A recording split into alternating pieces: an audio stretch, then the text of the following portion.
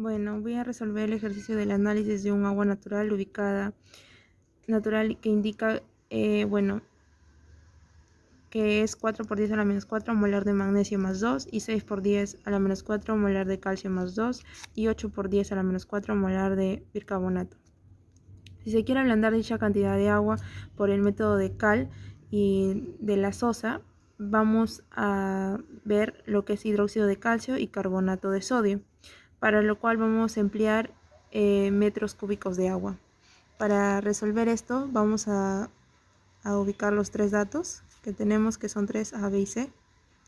El primero, que es 4 por 10 a la menos 4 molar de magnesio más 2, y el otro que es 6 por 10 a la menos 4 molar de calcio más 2, y el otro que es 8 por 10 a la menos 4 molar de bicarbonato. Una vez que tenemos todo esto, vamos a calcular el agua de partida, que contiene concentraciones por el cual vamos a añadir el cal de sosa. Para ello vamos a hacer el cálculo del carbonato de sodio, pero para ello vamos a tener que ver la siguiente reacción. La siguiente reacción que vamos a tener es, vamos a poner aquí reacción, donde la cual se va a balancear. La reacción es magnesio más 2 más, carbonato de sodio, lo cual va a ser igual a carbonato de magnesio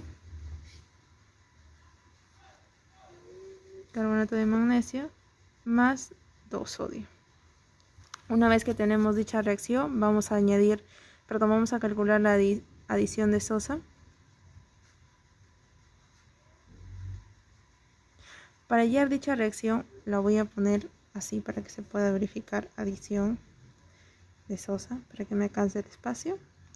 Dicho elemento vamos a calcular que es 4 por 10 a la menos 4 mol de magnesio más 2, lo cual es equivalente a 1 litro de agua. Esto lo vamos a multiplicar por 1 mol de magnesio más 2, lo cual va a ser equivalente a 1 mol de carbonato de sodio. Esto lo vamos a multiplicar por 1 mol de carbonato de sodio, lo cual es equivalente al peso de los molares de las distribuciones de estos elementos, por 1 mol de carbonato de sodio, lo cual es equivalente al peso de los molares de las distribuciones de estos elementos, lo cual es 106 gramos carbonato de sodio, lo cual lo vamos a multiplicar por 1 metro cúbico, que es igual a 10 litros al cubo. Al operar dichos elementos, la adición de sosa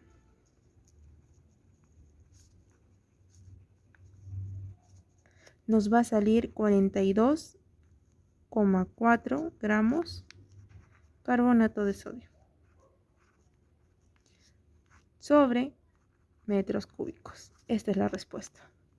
Y bueno, como pueden ver, ya está todo el ejercicio resuelto. Una muestra de agua residual que llega a una depuradora fue sometida al ensayo de incubación para la determinación del parámetro de la demanda bioquímica de oxígeno. Dado que predeciblemente el valor de la demanda bioquímica de oxígeno durante 5 días será alto, se diluyeron 25 mililitros de agua residual hasta 1 litro, con agua exenta de oxígeno. En esta nueva disolución se determina la concentración de oxígeno disuelto antes del ensayo de incubación y al finalizar el mismo. Después de 5 días se obtuvieron valores de 9 y 1 miligramos de oxígeno por litro, respectivamente. Nos pide determinar cuál es el valor del parámetro de la demanda bioquímica de oxígeno. Primeramente, hay que tener en cuenta que la demanda bioquímica de oxígeno es igual a miligramos de oxígeno por 1 litro de agua, en este caso agua residual. Asimismo, hay que tener en cuenta que la disminución del oxígeno disuelto es igual a 9 miligramos de oxígeno por 1 litro de agua, menos 1 miligramo de oxígeno por 1 litro de agua. Haciendo la resta nos da 8 miligramos de oxígeno por 1 litro de agua. Sabiendo que la demanda bioquímica de oxígeno es la diferencia entre la concentración inicial y final del oxígeno disuelto, que viene a ser 8 miligramos de oxígeno por 1 litro de agua,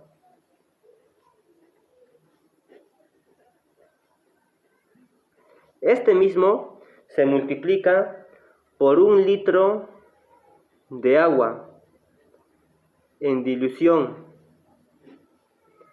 dividido entre 25 mililitros de agua residual,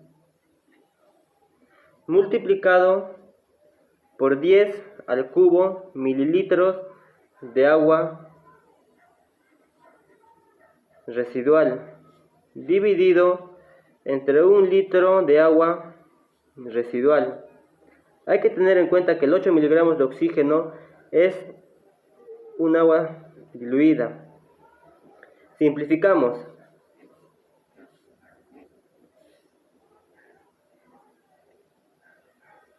Resolviendo este pequeño problema nos da 320 miligramos de oxígeno entre 1 litro de agua residual. Este equivale asimismo a 320 partes por millón de oxígeno. Entonces, el valor del parámetro de la demanda bioquímica de oxígeno durante 5 días es 320 partes por millón de oxígeno. Bien, para este ejercicio nos pide, ¿no?, poder determinar la demanda bioquímica de oxígeno total de una determinada agua que es de 60 partes por millón de oxígeno, mientras que para la oxidación total de una muestra de 50 centímetros cúbicos de dicha agua se precisa 4 centímetros cúbicos de dicromato de potasio al 0.12 de normalidad. Nos pide calcular la demanda química de oxígeno del agua mencionada e indicar si la materia orgánica que predomina en esta solución es de naturaleza biodegradable o no biodegradable. Bien, tenemos que saber que la normalidad es igual al número de equivalentes gramo sobre el volumen. Y ahora tenemos que saber también que la disminución del oxígeno disuelto es igual a 384 por 10 a la menos 5 oxígeno. Bien, ahora para poder hallar la demanda química del oxígeno tenemos que poner, ¿no?, el número de equivalentes gramo, que es 384 por 10 menos 4 sobre el volumen, que en este caso es 50 centímetros cúbicos. 50 centímetros cúbicos. Ahora, nosotros para poder eliminar lo que viene a ser centímetros cúbicos, tenemos que saber que 1 litro de agua es igual a 10 al cubo centímetros cúbicos de agua. Ahora, simplificamos, ¿no?, centímetros cúbicos con centímetros cúbicos. Y al hallar todo esto, sabemos que es 76.08 miligramos de oxígeno sobre 1 litro de H2O o agua. Ahora, ¿qué nos pide? Calcular la demanda química del oxígeno. Entonces, dividimos, ¿no?, demanda bioquímica de oxígeno sobre la demanda química del oxígeno. Y a nosotros, al poder resolver esto, sabemos, ¿no?, que es 60 sobre 76,8. Y al resolver esta ecuación tenemos el dato que es 0.78 partes por millón de oxígeno disuelto. Y ahora, nosotros, ¿cómo podemos llegar a la conclusión si esto es predominante de materia orgánica biodegradable o no biodegradable? Entonces, llegamos a la conclusión que esta solución es de materia orgánica biodegradable. Esa sería la solución. Muchas gracias. Ejercicio 15. En las aguas del mar de Aral, un mar interior, la cantidad total de sólidos disueltos en el agua es del orden de 50 gramos por litro. Para desalinizar esta agua utilizando un proceso de ósmosis inversa, ¿cuál será la presión mínima necesaria a la temperatura de 25 grados Celsius? De dato nos dan, suponga el factor Van Hoff, que es 1.75, y que los sólidos disueltos corresponden a un 60% a cloruro de sodio y el resto a cloruro de potasio. Para el desarrollo de este ejercicio nos piden la presión mínima necesaria, por lo tanto debemos tener en cuenta que la presión mínima se correspondería con la presión osmótica del agua a tratar. Es por ello que usaremos la fórmula que relaciona la presión osmótica con la concentración, que se calcula con la ley de Van Hoff, que nos dice que la presión osmótica es igual al factor de Van Hoff multiplicado por la masa del soluto multiplicado por la constante R y por la temperatura, dividido entre la masa molar del soluto por el volumen. Entonces damos forma utilizando los datos del problema. Primero para el cloruro de sodio. Ubicamos los datos que tenemos y los reemplazamos en la fórmula. Entonces decimos que la presión osmótica es igual al factor de Van Hoff que nos dan, que es 1.75 multiplicado por la masa del soluto. En este caso nos están diciendo que corresponde a un 60% de cloruro de sodio y de dato inicial nos dicen que tenemos 50 gramos. Entonces el 60% de 50 sería 30. Sería 30 gramos de cloruro de sodio. Acá podemos aprovechar en poner el volumen, que sería por litro, multiplicado por la constante R, que es 0,082 litros por atmósfera sobre Kelvin por mol, multiplicado por la temperatura. En este caso nos dan 25 grados Celsius, pero tenemos que ponerlos a grados Kelvin. Entonces lo sumamos más 273 y nos daría un total de 298 grados Kelvin, dividido entre la masa molar del soluto, que sería 58.5 gramos. Este 58.5 sale de la masa molar de cloruro de sodio. El sodio pesa 23 y el cloro pesa 35.5. Entonces resolviendo y multiplicando nos da un resultado de la presión de 21.93 atmósfera. Ahora para el caso del cloruro de potasio. Decimos que la presión osmótica es igual a 1.75 por la masa del soluto. Ahora en este caso nos dicen que el resto es de cloruro de potasio. Si ya usamos 30 gramos, entonces el resto sería 20 gramos. Sobre litro por la constante R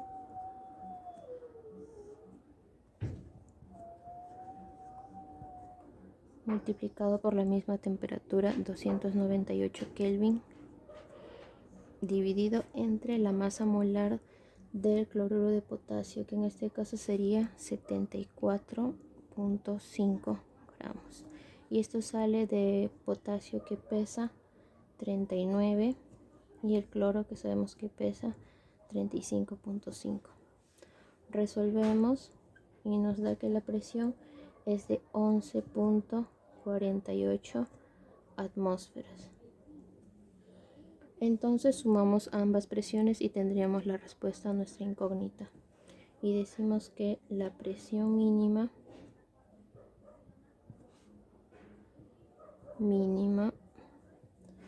es, sumando ambas presiones tenemos un total de 33.41 atmósferas.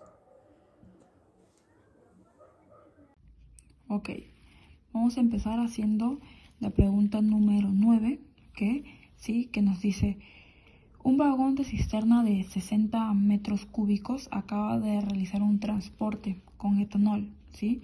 Para limpiarlos se llena completamente de agua, ¿no?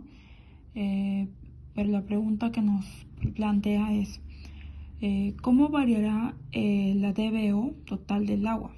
¿Sí? Aquí, para entender qué es la DBO es la demanda química de oxígeno, que prácticamente es un parámetro que mide la cantidad de una muestra líquida, ¿sí?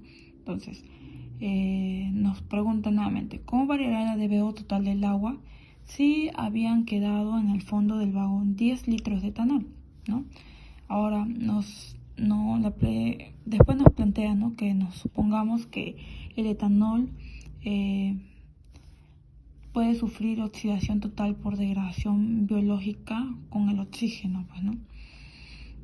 Entonces, como dato nos dice que la densidad del etanol es de 0.89 gramos por centímetros cúbicos a 20 grados centígrados. Okay. Entonces vamos a comenzar con la solución, ¿sí? Para empezar, ¿no?, que nos dice que teniendo en cuenta que la degradación biológica con el oxígeno, pues, ¿no? Entonces, como datos nos dice que la densidad del etanol es de 0.89 gramos por centímetros cúbicos a 20 grados centígrados. Okay. Entonces vamos a comenzar con la solución, ¿sí?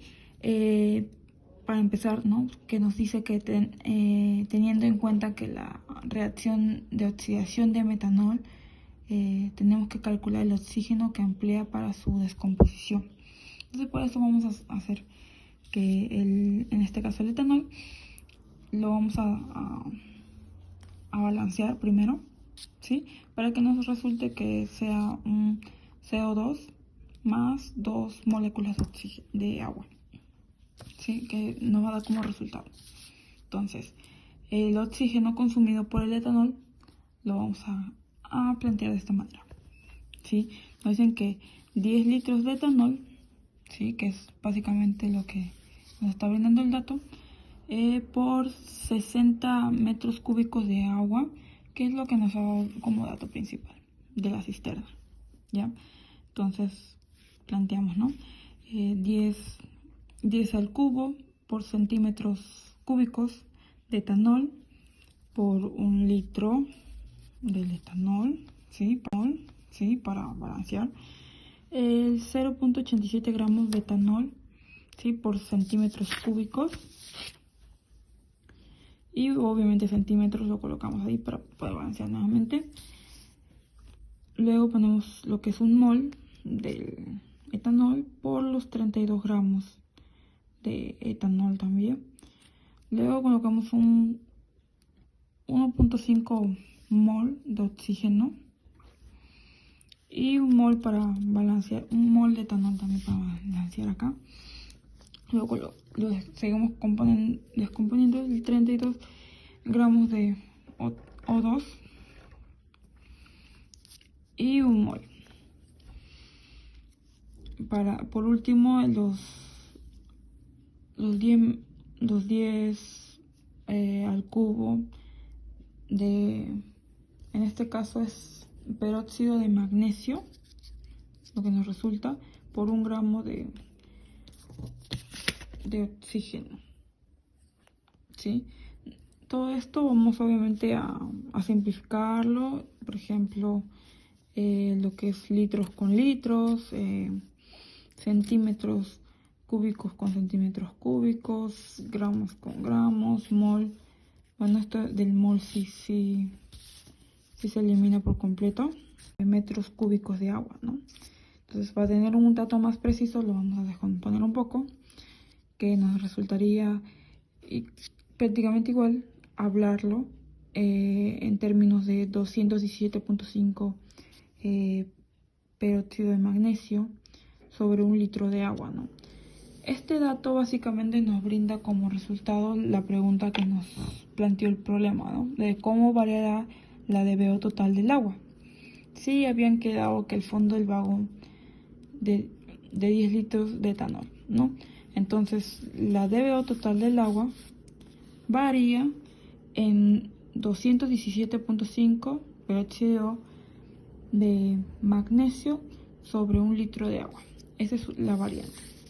Y eso nos daría como resultado del problema número 9.